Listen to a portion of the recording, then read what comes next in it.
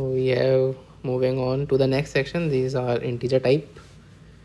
So we have a question from trigonometry and inverse trigonometric functions. The key here simply is how tan inverse tan x behaves in this range. Obviously tan x is not defined at minus pi by 2 and pi by 2 and 3 pi by 2. That's why we have open intervals, and that's why we have those points removed from this interval. But other than that, the periodicity of tan x is pi from let's say s1 is minus 3 pi by 2 to minus pi by 2. S2 is minus pi by 2 to pi by 2.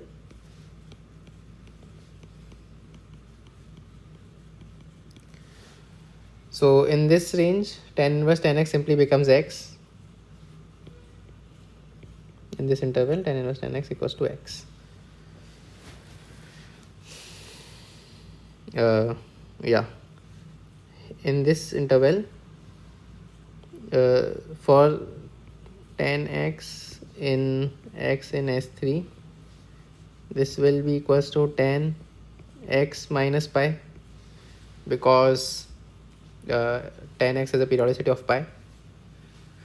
In that case, x minus pi would be from S1, S2 rather. That will make tan inverse of tan when x is in S3, this will be x minus pi.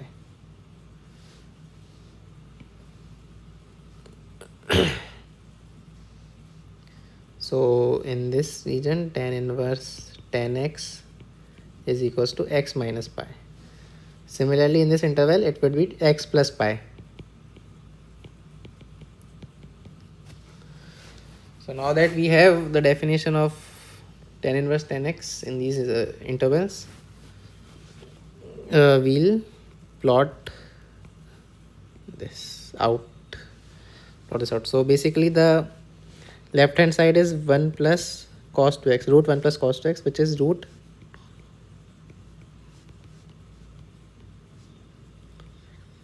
and we need this to be equals to root 2 tan inverse. Root 2 gets cancelled, so we need that mod cos x tan inverse tan x. So let's plot the graphs of both. So cos x, we know at minus 3 pi by 2 it would be 0, at minus pi by 2 it would be 0, at pi by 2 it's 0, and at 3 pi by 2 it's 0. And other than that, it's like this. So we have the graph of mod cos x. The max here would be 1.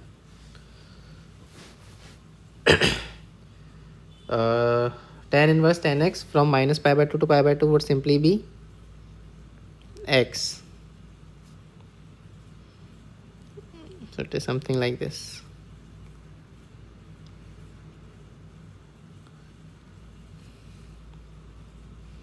This is the point pi by 2 comma 0.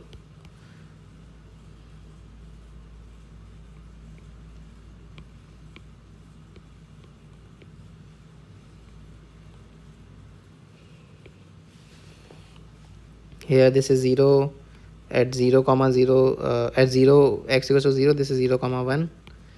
This is pi by 2 comma pi by 2.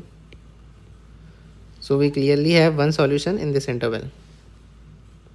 Similarly, the graph for tan inverse tan x in other subintervals would be lines parallel to this. This would be something like this. So we'll get one solution from each of these three intervals. So we'll have one solution here, one solution here. So basically both the two functions mod cos x and tan inverse tan x are periodic functions with a period of pi. So, and here we have three such periods, three such subintervals of length pi, and each of those subintervals will contain one solution. So in total we'll have three solutions. So the answer is 3.